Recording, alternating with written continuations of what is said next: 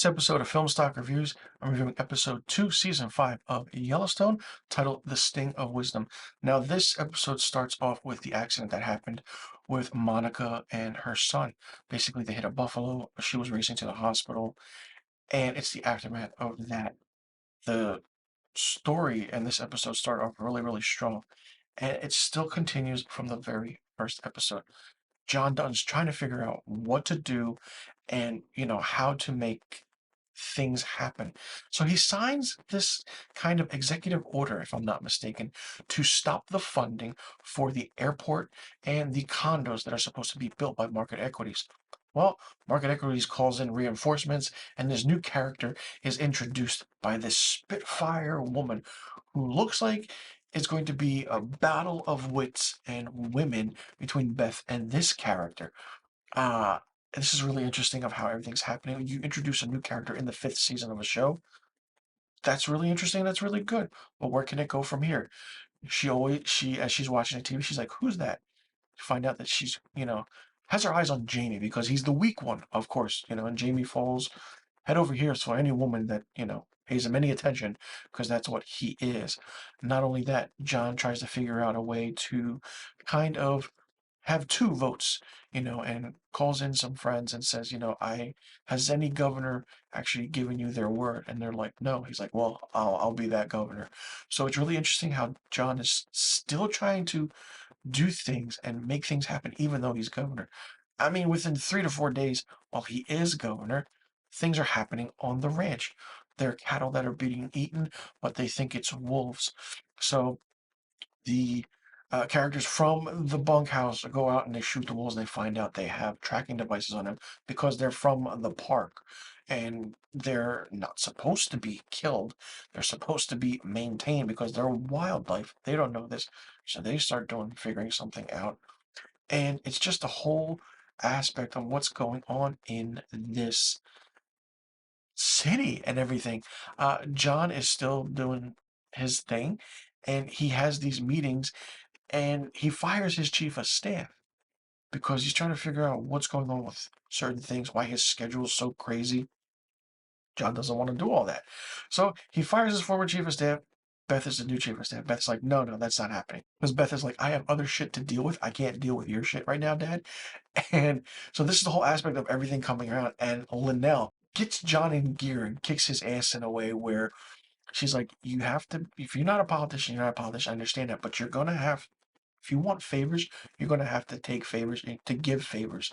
So she's telling him what to do and everything because she's only there for a month. And because she then leaves for Washington. And then she says something in a way like, I'm here for a month. Use me. And John's like, yeah, I'll keep that in mind. And she's like, not that kind. And so it's really interesting the play on how everything happens and the aspect of the introduction of a new character.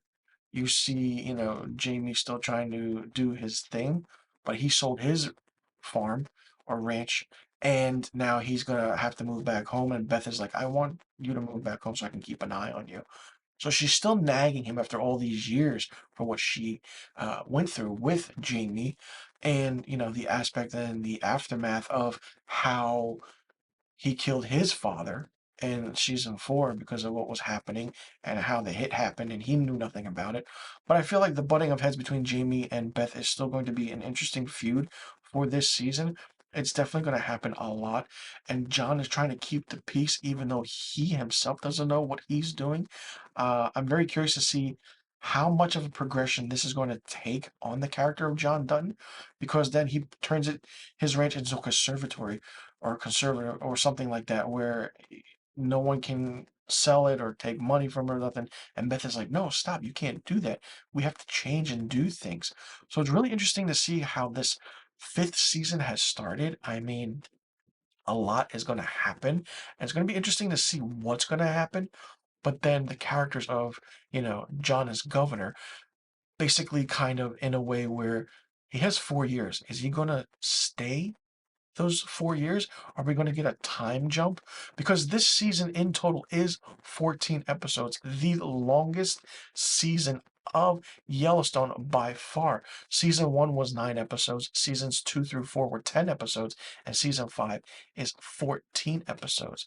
I did read, and don't quote me on this, but they said that the first 7 episodes is part 1, while the final 7 episodes are part 2.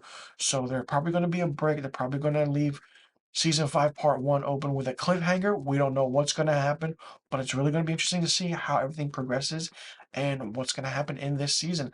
I absolutely love the way the show is. Season 4 has been the most watched season of Yellowstone, especially the season finale, getting close to 9.5 million viewers. So it really, really is word of mouth that this show does good or is good. And it's just showing, like, okay, what kind of direction could they have gone in? This is that direction. Make John Dutton governor, hold a powerful political seat. Can't be president, can't be something else, can't be mayor. Why not governor of the entire state where you have control over it? But then what's going to happen? Will it be taken away from him? Or will he just give it up? A lot of questions to be answered for this season, and I'm excited. I can't wait. These first 2 episodes were great, very well written. The pacing was great. Nothing was dull at all. And the flashbacks we got also were really, really good. And it stayed true to form, and I am excited. Let me know in the comment section below what you thought about episode 2, season 5 of Yellowstone, titled The Sting of Wisdom. Did you like it? Did you not like it? What did you think of it? What did you think about the aspect of how the episode started and then how it ended? What do you think John's real motive is in this? Do you see him serving all 4 years as his term of governor, or do you see him slowly, leaving it behind? And do you think there will be a time jump between the first 7 episodes and the final 7 episodes? Because this season is 14 episodes long.